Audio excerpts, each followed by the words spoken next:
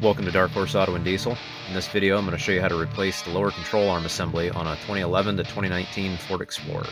This one is a 2015, so depending on your year it may look slightly different, but the concept is going to be the same. The first step is not to jack this thing up. The first thing you need to do is come down here and get a measurement from the center of your hub up to the bottom of your fender here. And that seems dumb now, but later on when we torque down the bolts for the control arm, it becomes very important. So I've already measured mine, but get it close to the center of the hub there, as close as you can. It doesn't have to be perfect.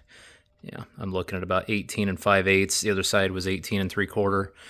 It's probably not going to be perfectly even. As long as it's close, it'll be fine. But later on, as long as we have the measurement within about 1/4 inch, it'll be fine. So no need to get a micrometer out or anything. So once you've got your measurement, now the second step is to get the thing lifted up. And for the purposes of this video, I'm just going to assume you know how to do that and do it safely. And obviously, we need to get our wheels off too.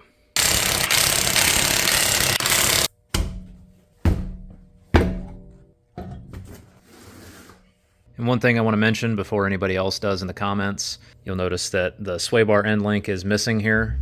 And I just want to let you guys know that that is not required to remove that to do any of this that we're about to do. I just have that off because I'm already replacing them while I'm in here, and I have a video on that as well linked in the description. But for this part of the repair, you do not need to remove that. Just ignore the fact that it's missing. So the next step that you take is going to be largely dependent on where you live, I imagine. So under ideal circumstances, and not rusty if you're lucky enough to live south of the Mason-Dixon, the next step you're going to do is come down here and take this nut off the ball joint. That's a 15/16 or a 24 millimeter. You have to use an open end wrench to get it started, and then the top part of that is a 10 millimeter. Unfortunately, if you live in the Rust Belt like I do, where they salt the living piss out of the roads and anything over 5 years old is a completely rusted out shit box, you're probably going to have to go a different route with this. If yours looks like mine does, like I'm not even going to try to get that off. I already did the other side, and I had to cut it off with an angle grinder, which you're definitely not getting in there with all this assembled. So if you can get that nut off, go ahead and take it off. That's your next step, and get the ball joint separated from the knuckle here, and then skip ahead to the time on the screen, and I will show you the rest of it. Otherwise, follow along and you can see the rest of the crap that we're going to have to do thanks to rust. And if you're going to do this the way I'm going to, I would highly suggest you get a new outer tie rod end and just have it on hand just in case you need it, because this nut sucks to get off too. And that's actually the next step we're going to take. You can see I've already got a new one on here. That's because while I'm in here, I'm already replacing stuff. I've replaced everything on the other side already, but I'll pull clips from that video, which is linked in the description for the tie rod replacement. Next, we'll want to take this nut off here, and that's going to be a 21 millimeter. If you're lucky, it'll zip right off. We'll see if I'm lucky.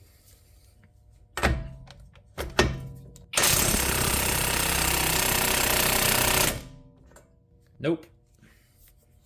Expect that. Especially, again, if you live in the salt belt. Now, if that happens, which it probably will, I even sprayed this with penetrating oil last night. This is a 10 millimeter on top. It's going to fit pretty dang tight. You may need to hammer the socket on or use a wrench. I'd recommend a 6-point socket, though, because a 12-point, I've had it to where these round off. Nice and rusty. And what we're going to do is put a ratchet in to tighten things up. And then you can either push on the wrench here and try to turn it to the left, or you can, if it's not too bad, you might be able to get it with the ratchet. Oh!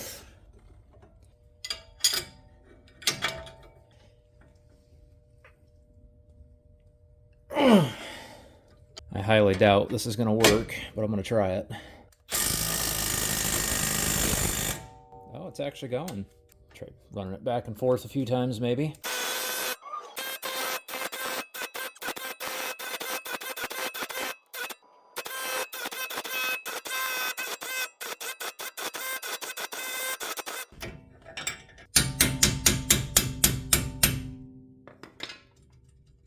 Oh, holy shit, that's hot.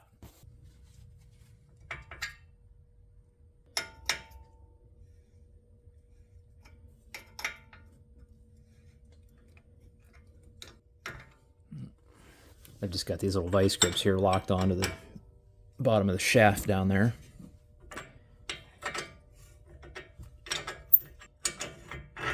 All right. So the other one, I literally had to cut it off because it just wouldn't budge. And what I did was I just took my angle grinder with a cutoff wheel and just cut just above, like where it, like right in that corner right here on the nut. That's probably stupid hot. Probably shouldn't touch that. But that little corner right there where it's like starts going up to the flats, I just cut most of the way through and then just hit it with a hammer and knocked it off. And then that little ring that was left on there, I just cut a little notch in it to where I could get a punch on it or a chisel, and then just kind of spun it the rest of the way off. And it came off pretty easy that way. Once you've got done struggling with that for half an hour, go ahead and just swing it out of the way. Then next we're going to remove our brake caliper here. And to remove that, we're going to need a 17 millimeter socket. Take our 2 bolts out for our slide pins.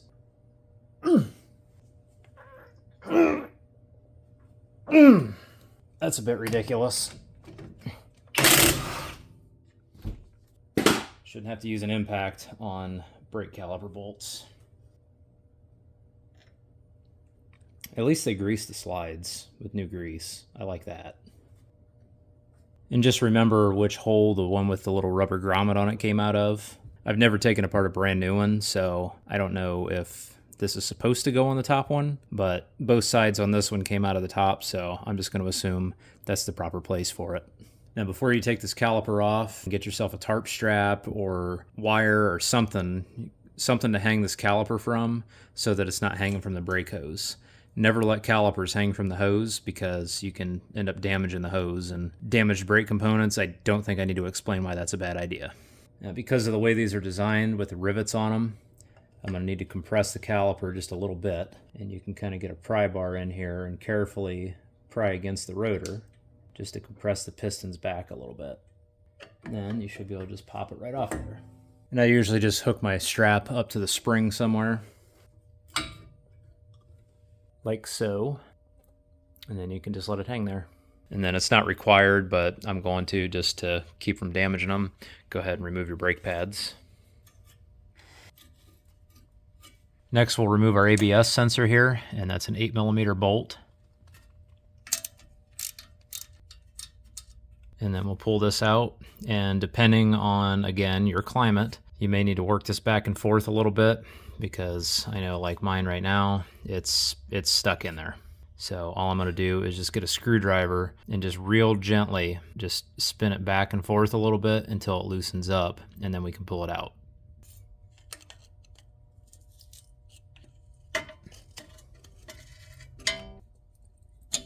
There we go. This one came out a little easier than the other side did. And then you'll want to pop it out of here just so we can get it more out of the way.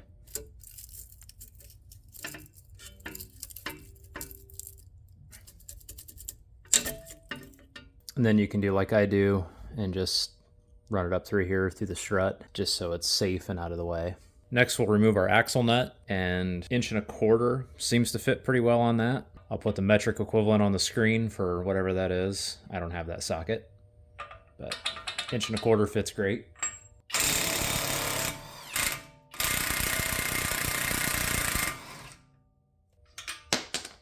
Next, we need to make sure that the axle itself is free from the hub. And they do make a tool that hooks onto your wheel studs here that actually just pushes it through.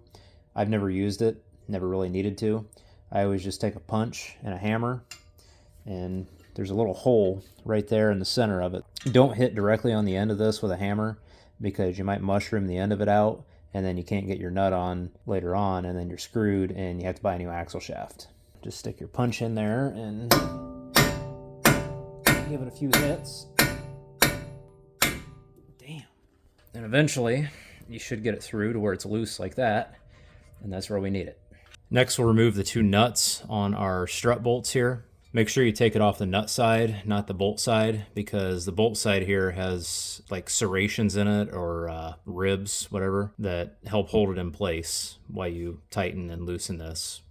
Obviously an assembly aid for the factory, but we'll use it to our advantage here. So take the nut off, and those are both going to be 24 millimeter.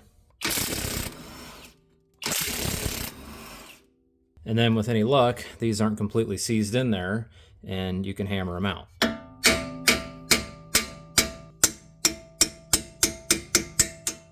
There's the ribs I was telling you about.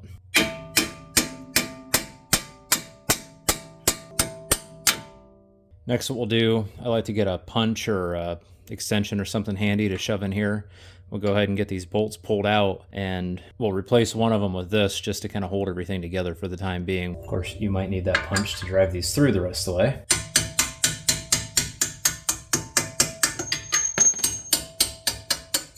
And the idea of that is this still holds everything together, but it's a lot easier to take out. Next, what I like to do is just get a jack underneath here, underneath the control arm, just to kind of hold everything up so that when we take this punch out, it doesn't just drop. Not really a big deal, but it just prevents possibly damaging this stuff here. What we'll do now is we'll get this punch pulled out, work this out of our strut, and then work this axle shaft out of our knuckle here.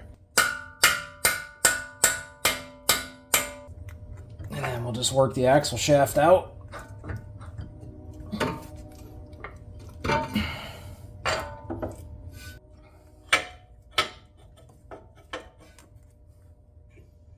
And then we'll just kind of let that hang off to the side for now.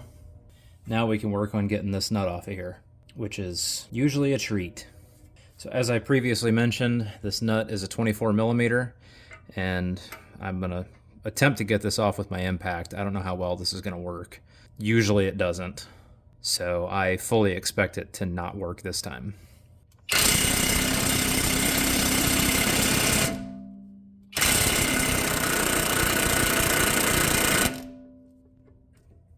Okay, well, it moved, but at this point, all it's doing is just spinning in its hole. So now the fun begins. So at least now we can get a box end wrench on it. So I'm going to attempt this with our 11 millimeter socket here. And of course, being rusty, I have to hammer it on. And of course, I don't have one in anything other than 1/4 inch drive, so we're going to see how well this doesn't work. Holy crap, it's actually moving. When I did the other side, I had to actually cut this off. And if you do have to cut it off, I'll just give you a little advice on how to do that. I'm hoping I still don't have to. One of the previous ones that I've done, it went up so far and then it just stopped. But what you'll need to do is just take an angle grinder, and right here at the base of the nut where the flats end up meeting the washer part, cut into that and just cut all the way through the stud. Obviously just be careful you don't get the cutting wheel into your aluminum here on the knuckle, but just cut through it as far as you can and then take a hammer and knock it off. And then the little ring that's left on there, you can usually just kind of pound that off with a chisel. Especially if you cut a little notch in it, it'll usually come right off. So we'll continue with this and see how this goes. And what I'm doing here, I'm just using a pry bar. I don't have a whole lot of force that I'm putting on it, and I'm just putting it on the caliper bracket and the rotor just to kind of keep this whole knuckle from moving. You should actually be able to see the pry bar right there with what I'm doing.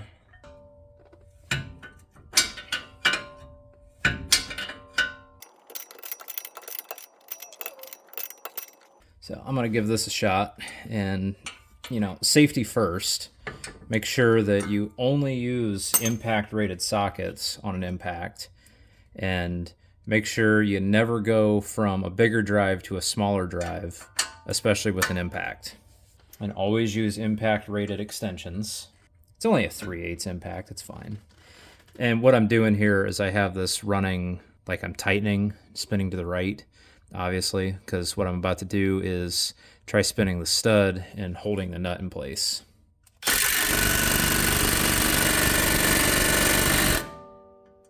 Yeah, that worked real well. I guess we'll go back to the way we were doing it before. Okay, it's getting stuck. So we'll try running this back in and see what happens.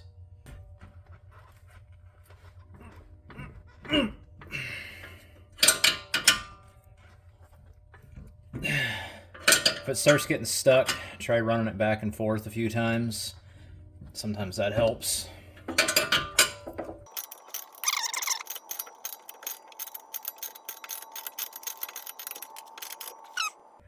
At this point, I am fully expecting to have to cut this thing off. I'm just trying to avoid it.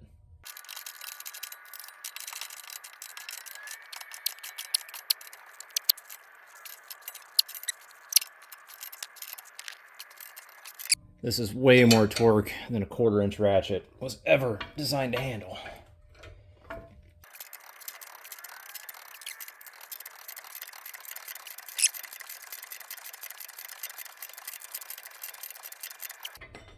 Okay. I think I'm starting to get into the socket now.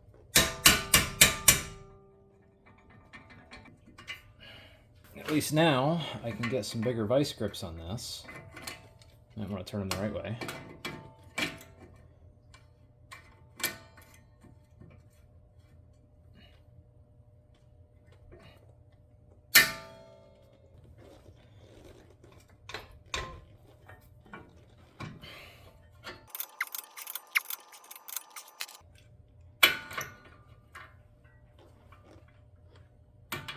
Will it work?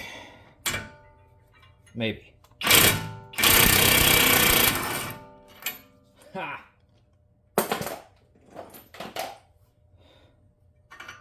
That's hot.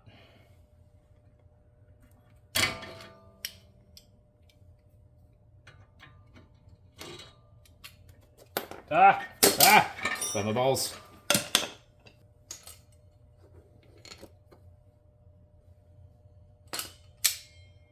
Yeah, dumbass. Set it on paper. Good idea. I can't believe that I was successful with that. That almost never happens. So now, whether you manage to get it off or you cut it off, and just lift the knuckle off of this and set it aside.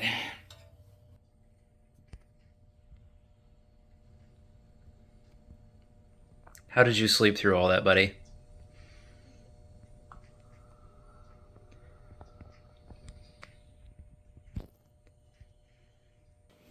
You good boy.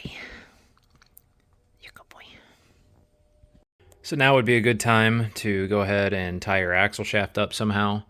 I've just got it hooked on whatever random crap I could find because this was kind of holding it up before, and we just kind of want it out of our way and not overextending it. So next we need to either take out that bolt or these two up here. Doesn't really matter which one you do first, but these ones suck a little bit more, so I'm gonna go ahead and do those next and get those out of the way. And these, the nuts on top are gonna be 18 millimeter, and on the bottom for the bolts, those are gonna be 15.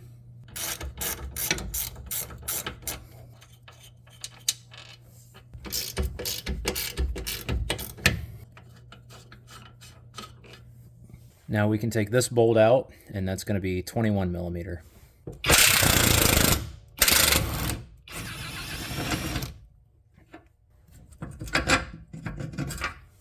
Now we can just grab a hold of the whole assembly here and wiggle it out. Next we'll grab our new control arm assembly here, and we'll install our grease fitting because I'm hoping you were smart enough to buy one that was greasable.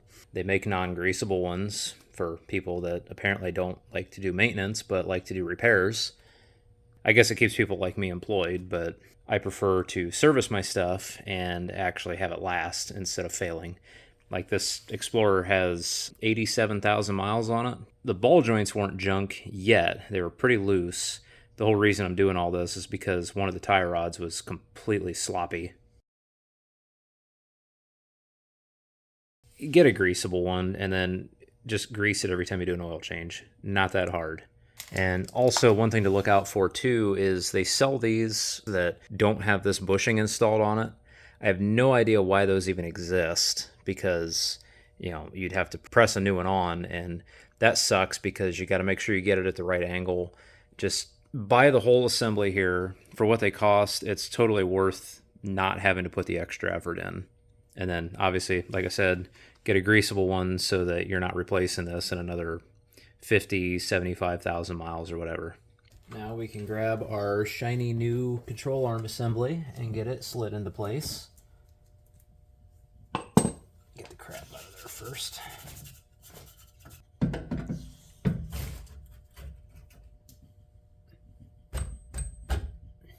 Sometimes you might need to kind of persuade this in a little bit, like a dead blow hammer preferably.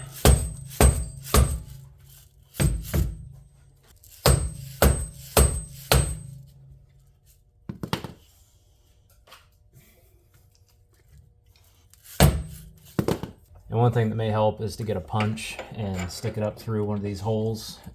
Try to work it over a little bit.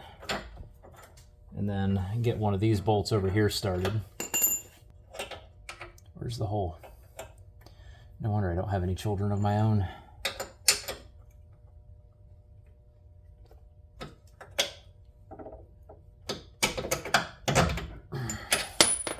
Really?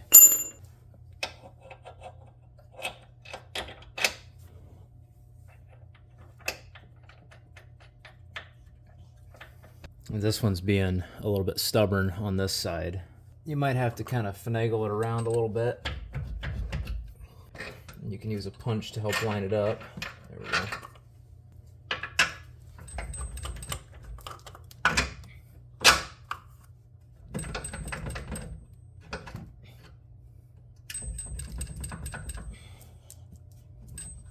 Once this bolt gets kind of started, you'll feel it line up in the threads. Go ahead and run it in. Just do not tighten this bolt down yet. If you remember at the beginning, I told you about that whole measurement thing. This bolt here is where that becomes relevant. So that's good for now. The threads are poking through and it's not tight at all. So we'll go ahead and get these other two put in and torque down. So if you don't already have the other bolt in here, go ahead and get that in. Now with these bolts, and also the front one, apparently Ford recommends replacing them. I've never done it, nor do I plan on it. I don't see any reason to. They're not torque to yield bolts. The only thing I can think of is just because they're in kind of a harsh environment. But I've never had any issues reusing them. And then we'll torque both of these down to 73 foot-pounds. I would prefer to torque it from the nut side, but unfortunately there's not really much of a way to get a torque wrench in there, unless it's a really low profile one.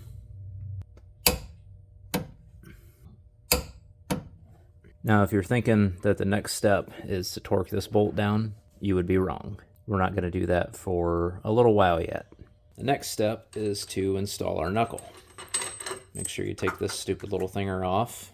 And at this point we can unstrap or untie our axle shaft, because that's going to be getting installed here too.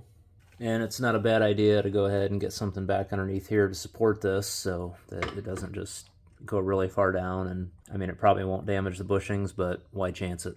And before you put the knuckle on, it's not a bad idea to take some grease and put it on your splines here on your axle shaft. And for stuff like that, I just use literally like the cheapest grease that I can find. Just kind of smear a little bit on those splines. That way, if/when you need to take it apart again, it slides out much easier. Then we can grab our knuckle and get the ball joint slid into the bottom of it there. And it should hold itself up. Next we'll grab our new nut and get that started to thread on. And if you're doing this the way I didn't do, to where the axle shaft and everything is still in place, this is obviously going to be a bit different. You're going to have to kind of push down on the control arm to get the knuckle slid over to it, and then kind of push it up and then start threading the nut on underneath the axle shaft. What we're going to do is go ahead and get this nut torqued down, which is going to be a little bit different process for you if you did it the simpler way without taking the knuckle off, in that unless you have a crow's foot wrench, you will not be able to torque this down to the spec that's in the books. I mean, you could probably get it close, and you know, you're going to be using a wrench, and I would say that if you are using a wrench, pretty much about as much force as you're going to be able to put onto this is probably close enough. You know, I have done it that way, and that's pretty much how I torqued it down, was just gave it everything I had with a wrench.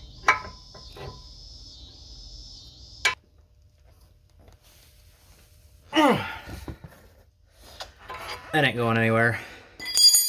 But doing it this way, at least we can actually torque this down to the proper spec. And then in order to hold this thing in place while we torque everything down, because it takes a lot of torque, what I'll usually do is just get this put up here into the strut temporarily.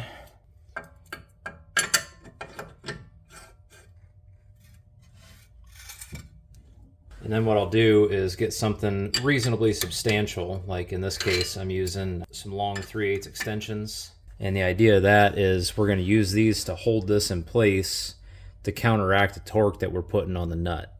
And then we'll torque this nut down to 148 foot-pounds for 2015 and older models. And then 2016 and newer, it's going to be 155.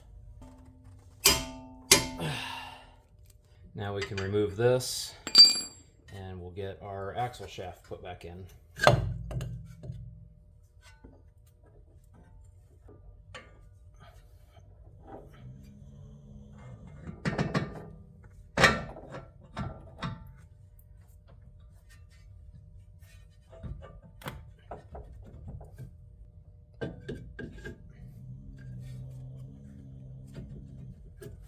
And then we'll just get our axle nut started on here for the time being.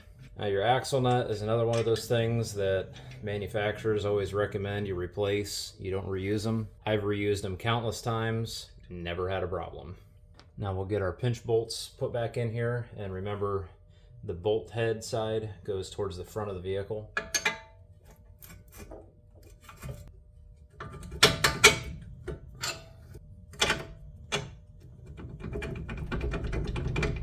And then you can just tap these in.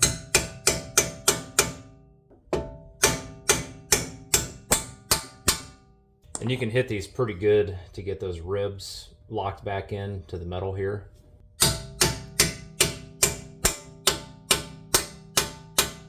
And that's going to help keep these from spinning when we torque these down, which we will do here momentarily.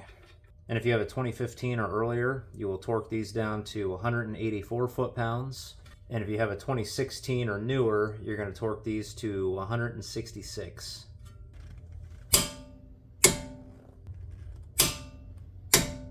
Next, we can get our tie rod reinstalled here.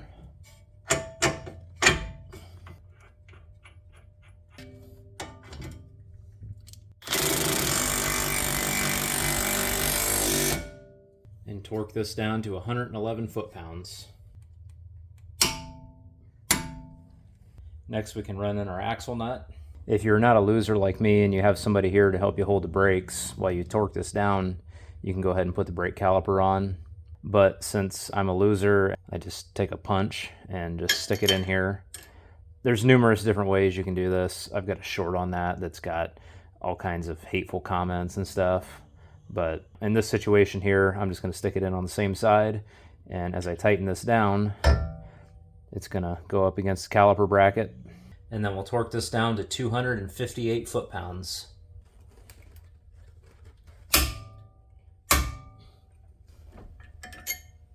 Now we can install our brake pads and our caliper.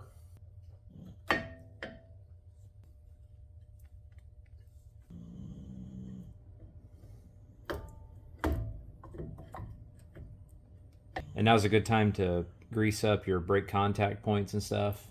That's a pretty controversial topic. I've got a short on that that's got all kinds of lovely comments as well. But I swear by the stuff. I've used it for years and it's done me well, so especially living up here in the Salt Belt.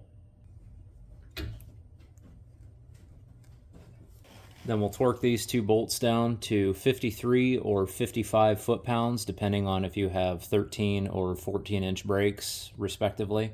Although 2 foot-pounds literally is going to make zero difference. Like, that's within the tolerance of torque specs. I measured these and they were like 13 and a half, so I'm guessing they're 13-inch brakes. But I just go 55 anyway, because 2 foot-pounds makes no difference. And who knows, maybe that 2 foot-pounds will make up any kind of discrepancy from my torque wrench, because they're not perfectly accurate. No, not even your Snap-on one that you spent $1,000 on is going to be perfectly accurate. Next, we can install our ABS sensor here. And what I like to do is take just a real small amount of grease and coat just the part of this that goes to the aluminum knuckle. What that's going to do is help prevent some of the corrosion from forming and getting it stuck in there. Now, I'm pretty sure there's a torque spec for this, but I don't care, and I'm not even going to bother telling you. This thing is tiny, and it's not really holding anything structural, so just kind of give it a little and it's good. Like, that's literally it, because you don't want that getting seized in there and snapping off later.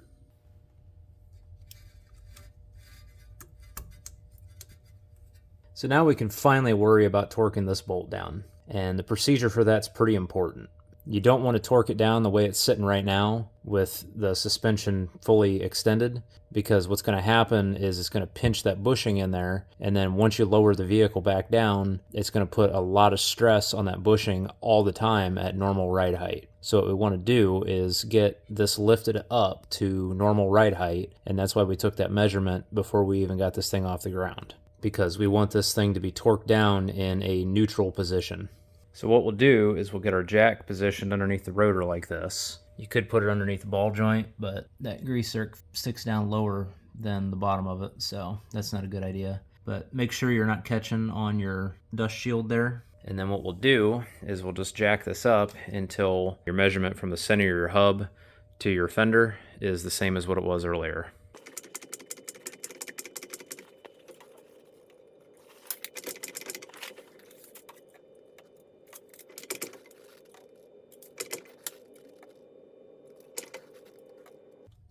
That looks pretty good to me. It doesn't have to be completely perfect. As long as you're within about 1/4 to a 1/2 inch or so, you'll be perfectly fine. And we'll torque this to 195 foot-pounds. And then we can remove our jack.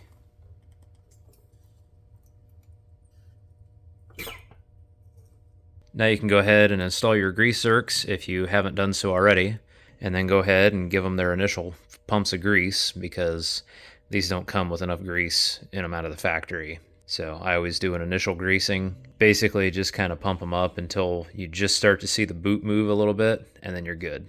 I know having greasable components just sounds like you're adding more work for yourself, but here's my thing. Every time I do an oil change, I also do a tire rotation.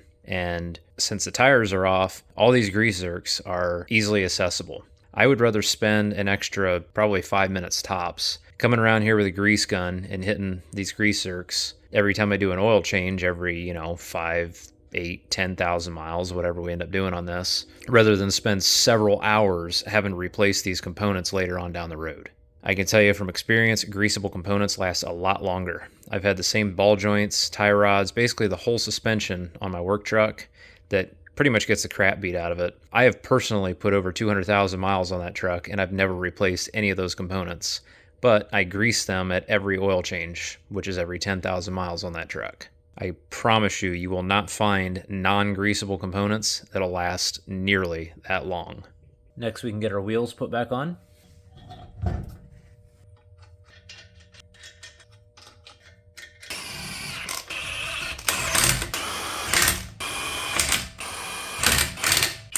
Now we can get her back down on the ground and torque our lug nuts to 100 foot-pounds. In a cross pattern, of course, like I just did. And then I like to go through and check them one more time. And then make sure that within about 50 to 100 miles, you recheck your lug nut torque here.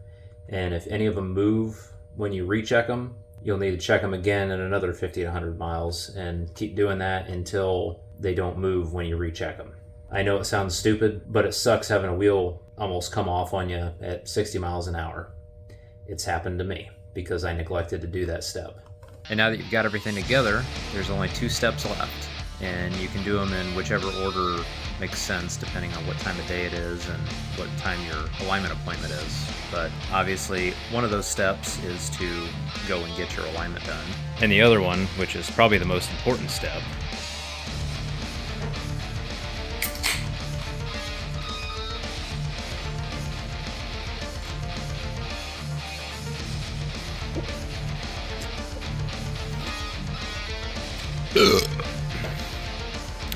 Celebration beer.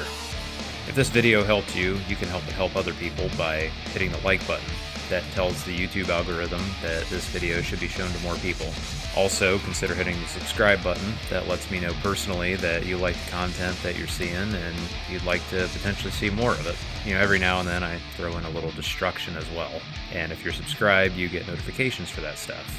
So with that said, thanks for watching, and I hope this video helped you out. You're kind of in my way, dude.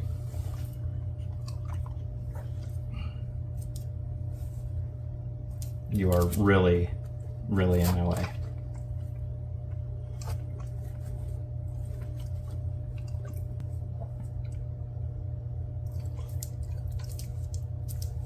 You are making this impossible, bud.